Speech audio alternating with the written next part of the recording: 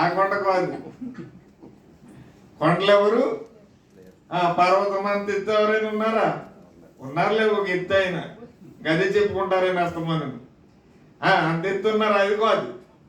పర్వతం అంత ఎత్తు అయినా మనకంటే ఎత్తేమో, పర్వతం అంత ఎత్తు కాదు. తర్వాత ఇక చెప్పుకుంటూ పోతే జలాలు, అంత పెద్ద పెద్ద పర్సనాలిటీలు ఏమి మనకి లేవు. కానీ మనలో ఏమున్నాయి? మనలో కొలాల్సి వస్తే ఏం కొలుస్తాడు దేవుడు? ఏం కొలుస్తాడు? మనకు బాహ్యంగా కనిపించేవి కాదు, దేవుడు ఎప్పుడు మన ఆంతర్యాన్ని కొలిచేవాడుగా. చాలా సులువైనటువంటి మాటలే, చాలా సులువైనటువంటి మాటలే. చూడండి, మొట్టమొదటిగా దినవృత్తాంతములు 2వ గ్రంథము, దినవృత్తాంతములు 2వ గ్రంథము 16వ అధ్యాయము, దినవృత్తాంతములు 2వ గ్రంథము 16వ అధ్యాయము 9వ వచనం.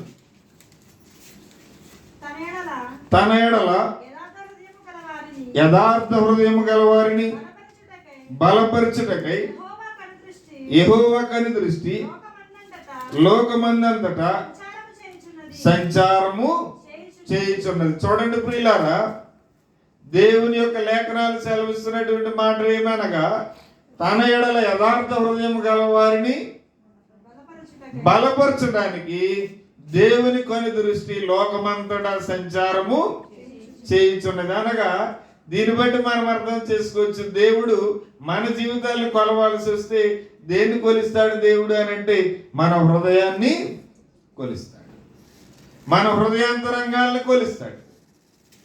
మన హృదయాంతరంగాల్ని కొలిచి ఆ కొలతను బట్టి మనల్ని బలపరుస్తూ ఉండడానికి దేవుడి లోకమంతా సంచారము చేస్తున్నాడు. ఆ భాగమంతా మీరు